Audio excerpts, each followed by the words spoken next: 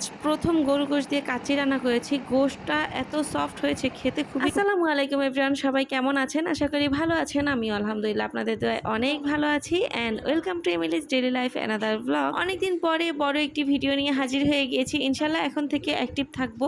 পুরো রমজানে আমি কোনো পেজের কাজ করিনি, তার কারণ হচ্ছে ইবাদতের মাস। আমি তখন আমার সময়গুলো পেজে দিতে চাইনি। আর এখন তো প্রচণ্ড গরম পড়ছে, কি বলবো, আমি ভিডিও এডিট করতে পারছি না। ঈদের পর থেকে ভয়েসটা একদম ডাউন ছিল, কোনো কথা বলতে পারছিলাম না, তার জন্য আমি কোনো ভিডিও আপলোড দিতে পারিনি। এখন মোটামুটি ভালো আছি। অনেক আপুরাই আমার উপরে আপসেট হয়ে আছেন, সেটা আমি নিজেই বুঝতে পারছি। আর যারা আমাকে ভালোবাসেন, মিস করেন, যারা আমার শুভাকাঙ্ক্ষী, তারা তো আমাকে ইনবক্সে এসে নক দিচ্ছেন যে আপু কেন অ্যাক্টিভ না অ্যাক্টিভ না। তো আমি অ্যাক্টিভ না কেন সেই প্রশ্নের উত্তর তো অলরেডি দিয়ে দিয়েছি। আর ইনশাল্লাহ এখন অ্যাক্টিভ থাকবো, এখন সবার পাশে আছি। যেমনটা আমি আগেও বলেছি, আমি কিন্তু রমজান মাসে আমার কাজ বন্ধ রেখেছি, আমার নিজের পেজের কাজই করিনি, তার জন্য আপনাদের কারো পাশেও থাকতে পারিনি। এখন আমি ইনশাল্লাহ নিজের পেজের কাজও করব, আপনাদের পাশেও থাকবো। কিছুদিন আগে আমি একটি পোস্ট দিয়েছিলাম পেজের ইনকাম হারাম হালাল নিয়ে।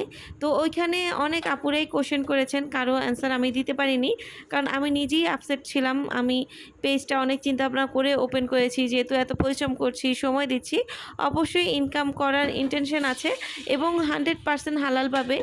তো যখন আমি এটা হারাম শুনেছি, আমিও টেনশনে পড়ে গিয়েছি। তো এই বিষয় নিয়ে আমি এতদিন কিছু বলিনি, আর আজও বলার অতটা সময় নেই। আমি নেক্সট ভিডিওতে ইনশাল্লাহ শেয়ার করব। আজ রান্নার বিষয় নিয়ে কোনো কিছু বলা হয়নি, কারণ কাচ্চি বর্তমানে রান্না করতে পারে না কে? সবাই রান্না করতে পারে, আর রান্না করতে না পারলেও সবাই ইউটিউব দেখে রান্না করে নেয়, কোনো মানে নতুন কিছু না।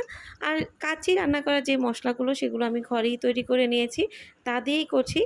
আর যেহেতু গরু গোশত দিয়ে আমি কাচ্চি রান্না করছি, তো আমি আগের দিন রাতে গোশতটাকে ভালোভাবে মেরিনেট করে রেখে দিয়েছিলাম ওভারনাইট। তো তারপরের দিন সকালে আমি রান্না করে নিয়েছি। বাসায় কিছু গেস্ট এসেছিল, যাদের জন্য রান্নাটা করেছি, তো তারা খেয়ে চলে গিয়েছে। আমি সম্পূর্ণ রান্নার ভিডিওটা আপনাদের সাথে শেয়ার করতে পারিনি, তার জন্য দুঃখিত। আর ভিডিওর মাঝখানে বিদ্যুৎও চলে গিয়েছিল।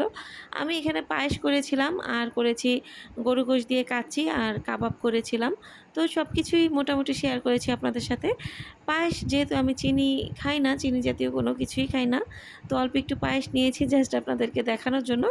তো কাচ্চিটা খেতে কিন্তু বেশ সুস্বাদু হয়েছে। বাসায় হেল্পিং হ্যান্ড নেই, সব কিছু একা হাতে করতে হয়, আর একাই ভিডিও করতে হয়, যার জন্য সব কিছু সম্ভব হয় না এখন বর্তমানে শেয়ার করা।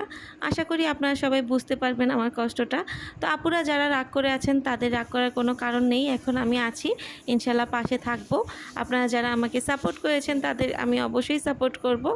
আজ এখানেই বিদায় নিচ্ছি। আপনারা সবাই ভালো থাকবেন, সুস্থ থাকবেন। আল্লাহ হাফেজ।